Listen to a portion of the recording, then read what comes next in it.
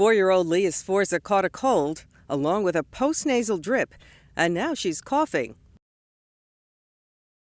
So pediatric nurse practitioner Julie DeVono is showing her mother Danielle how to clear the congestion out of Leah's lungs.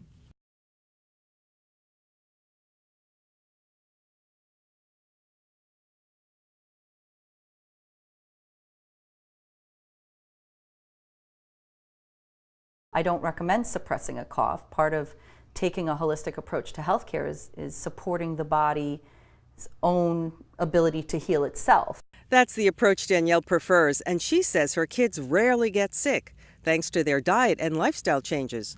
We haven't been on antibiotics in years because, we try other things first. Danielle's been rubbing Leah's chest and feet with a eucalyptus balm that helps quiet the cough.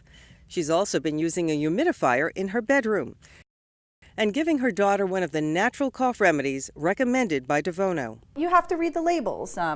For example, cherry bark is an herbal that has a great reputation for cough. However, if you read the label, this has honey in it.